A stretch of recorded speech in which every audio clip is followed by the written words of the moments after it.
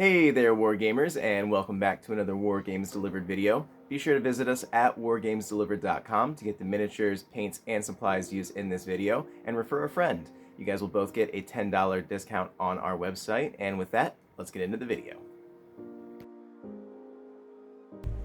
In this video, we'll be finishing off Greatjon Umber from the A Song of Ice and Fire miniatures game out of the Stark vs. Lannister starter set.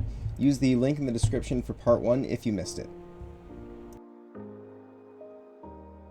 Picking up from where we left off in the first video, we will continue with the speed paint line using dark wood and a bit of medium to cover the cloak, belt straps, and the gloves of the model.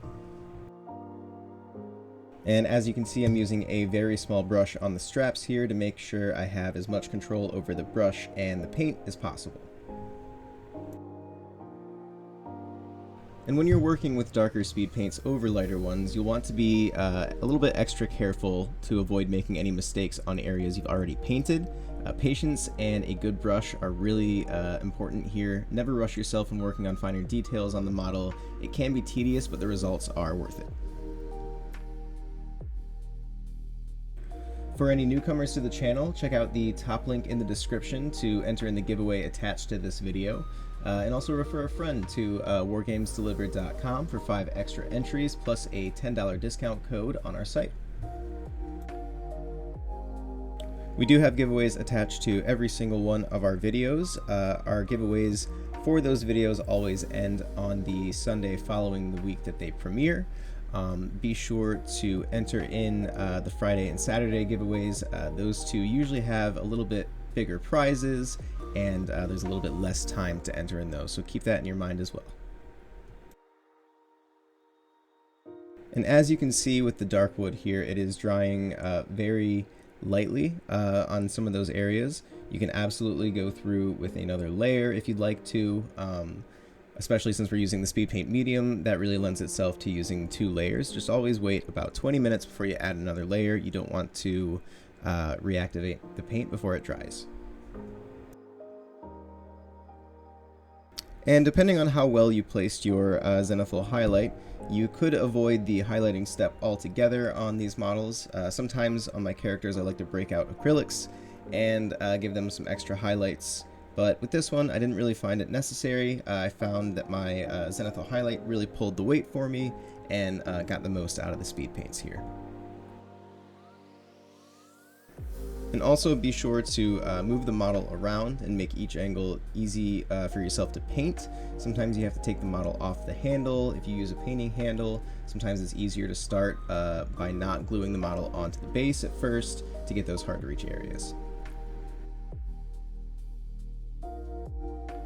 Another detail I forgot to mention earlier is we are also going to be using the dark wood to cover his hair.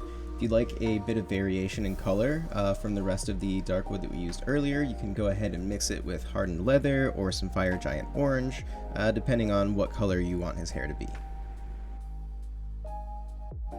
And with this part, I kind of stuck with a smaller brush as well, just to kind of try to avoid making any mistakes on the face of the model here. We're going to be working and covering in his beard as well, so I wanted as much accuracy as I can get with my brush. Once you've given that step enough time to dry, we will switch over to Crusader Skin, and all we're looking to do with this speed paint is cover the face and the neck underneath his beard. Make sure it pools a bit in the recesses to really add some contrast to that area. And with this speed paint, I've really found that you need a very bright base coat on the face to really get the best result out of it. If you prefer to use acrylics for your faces and skin tones, I completely understand that. I would switch over to Barbarian Flesh in this instance and highlight it up from there with a bit of matte white, mixing those two together to get a nice highlight. After this step is dry, you can also switch back to dark wood for a moment and dot each eyebrow on the mini. Just adds a bit more detail to the face. And lastly here, we're going to move over into the acrylics line for matte black, and with this paint we are looking to cover all of the straps on his belts and the hilt of his sword.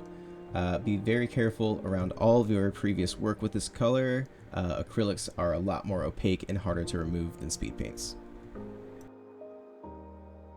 And off screen, I added a bit of gunmetal to his belt buckle as well. In my opinion, this is the part of painting that I have the most fun with. Taking a bit of extra time and adding some smaller details can add a few steps, but it always seems worth it to get a little bit more pop and detail on your character models. And again, I did use a pretty small brush for the majority of this video. That's what I prefer to work with some more fine details. But if you prefer to use a larger brush that can come to a fine tip, that's really up to you. You can get the exact same result that I did here. The brush doesn't matter as much, just as long as you can get it to a fine tip and keep good control with it. Before we wrap up here, guys, I wanted to give you guys one more reminder to check out the giveaway in the top link of the description of the video.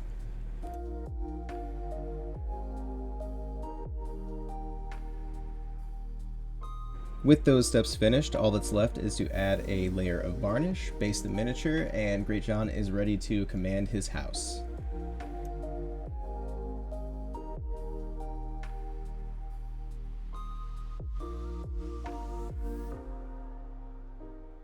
Thank you guys so much for watching. Be sure to like, comment, and subscribe if you enjoy our content here at Wargames Delivered, and also be sure to check out the top link in the description to take part in the giveaway attached to this video. Thanks again, guys, and happy wargaming.